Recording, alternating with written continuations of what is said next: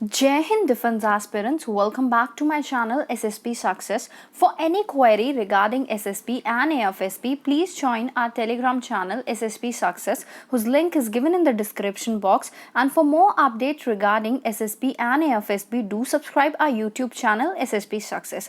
So from today onwards, we are going to start a new series which will be based on defense updates. So today we are going to cover 5 news from 22nd June 2021. So let's get started.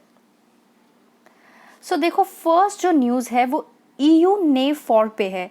EU NAVFOR exercise पर है। देखो यहाँ पर EU का मतलब है European union, नेव का मतलब है नेवी, फॉर का मतलब है फोर्स, मतलब यूरोपियन यूनियन नेवल फोर्स को EU NAVFOR बोल सकते हैं। तो Indian navy and EU NAVFOR के बीच में इस एक्सरसाइज को कंडक्ट किया गया गल्फ ऑफ एडीन में। ऐसा पहली बार हुआ है कि Indian navy and European union की नेवी पहली बार आई है ऐसी कोई एक्सरसाइज करने के लिए सामने। जो यूरोपियन यूनियन की फोर्सेस है वो अक्सर एक्टिव रहती है काउंटर पायरेसी मिशन के लिए सोमालिया के कोस्ट के आसपास। EU की सिर्फ इटली, स्पेन एंड फ्रांस ने ही पार्टिसिपेट किया है इस एक्सरसाइज में। तो एम की बात कर लेते हैं। तो एम है कोऑर्डिनेशन इस्टेब्लिश करना वॉर फाइटिंग स्किल्स में and purpose is to promote peace, security and stability in the maritime domain. Significance क्या है? सिग्निफिकेंस ये है कि दोनों नेवीज की वॉर फाइटिंग स्किल्स एनहांस होगी। कहाँ पर? गल्फ ऑफ एडीन पे ये एक्सरसाइज कंडक्ट हो रही है। अब गल्फ ऑफ एडीन की बात करते हैं। गल्फ ऑफ एडीन को गल्फ ऑफ बर्बरा भी कहा जाता है। इस गल्फ के नॉर्थ में हम आगे देखते हैं इसकी पिक्चर में। इसके गल्फ के नॉर्थ में यमन, वेस्ट में डिजुबूती, साउथ में सोमालिया है।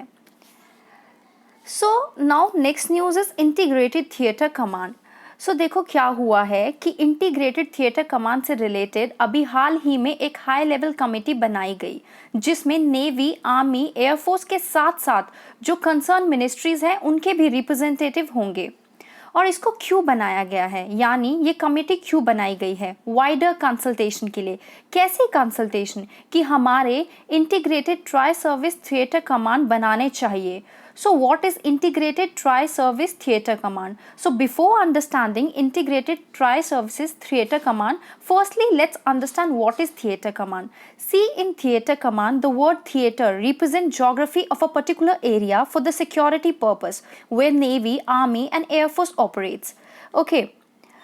देखो इंडिया में काफ़ी सारे थिएटर कमांड है और इंडिया की जो जैसे कि अगर हर रीजन में एक से ज़्यादा थिएटर कमांड है और वो वर्क करते हैं। प्रॉब्लम क्या है? प्रॉब्लम इज़ दैट इस टाइम पर एक रीजन में एक से ज़्यादा थिएटर कमांड काम कर रहे हैं। वो आर्मी के लिए अलग, एयरफोर्स के लिए अलग और नेवी के लिए अलग। जैसे केरला की बात करें, आप नीचे देखिए केरला में वहाँ पर 2 थिएटर कमांड वर्क करते हैं। एक तो किसकी है? एक तो नेवी की थिएटर कमांड है, एक किसकी? एयरफोर्स की थिएटर कमांड है। ओके। तो पर्पस क्या मतलब अभी बातचीत क्या हो रही है? तो इसमें प्रॉब्लम हम क्या देख सकते हैं कि इसमें प्रॉब्लम क्या होगी? प्रॉब्लम ये होगी कि अभी देखो एक से ज़्यादा कमांडर होते हैं, मतलब 2 अलग थिएटर कमांड तो उनके 2 अलग कमांडर। तो प्रॉब्लम ये आती है लैक ऑफ कोऑर्डिनेशन की, रिसोर्सेज को मोबिलाइज करने में दिक्कत होती है ड्यू टू डिफरेंट कमांडर्स। अगर एक ही ट्राई सर्विस थिएटर कमांड हो और एक ही कमांडर हो लाइक अंडमान एंड निकोबार जो कि ट्राई सर्विस कमांड है, तो अच्छे से कोऑर्डिनेशन हो पाएगी तीनों फोर्सेस के बीच में जब भी कोई वॉर जैसी सिचुएशन आएगी फ्यूचर में। नेक्स्ट की न्यूज की बात कर लेते हैं। Indian army to get first batch of light utility helicopter in 2022। Army जो है वो काफ़ी ज़्यादा शॉर्टेज फेस कर रही है लाइट यूटिलिटी हेलीकॉप्टर में। जो अभी आर्मी के पास है वो चीता एंड चेतक है। तो अब इसके बाद इंडिया को फर्स्ट बैच मिलेगा 6 इंडिजीनियस, मतलब आर्मी को, इंडियन आर्मी को 6 इंडिजीनियस लाइट यूटिलिटी हेलीकॉप्टर का बाय द एंड ऑफ 2022। जो लाइट यूटिलिटी हेलीकॉप्टर है उसको डिज़ाइन एंड डेवलप किसके द्वारा किया जा रहा है? हिंदुस्तान एरोनॉटिक्स लिमिटेड के द्वारा। जो लेफ्टिनेंट जनरल अजय कुमार सूरी हैं उन्होंने चार्ज लिया है director general and colonel commandant of the army aviation on Monday.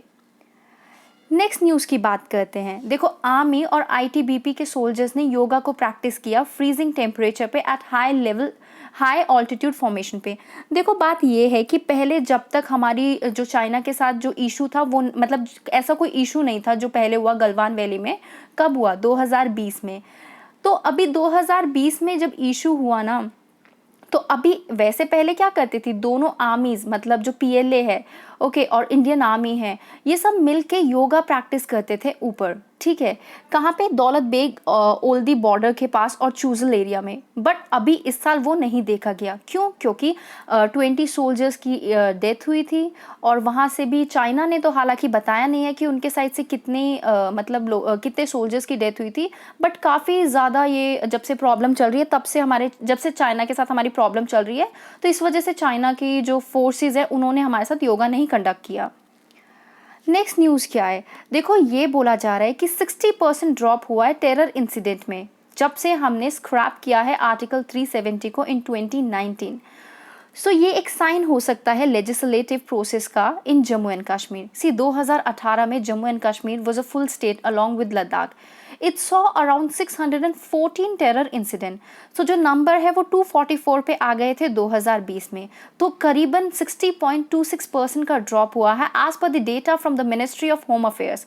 In 2021, so far only 43 terror incidents have been reported according to Terror Incident Tracker website South Asia Terrorism Portal.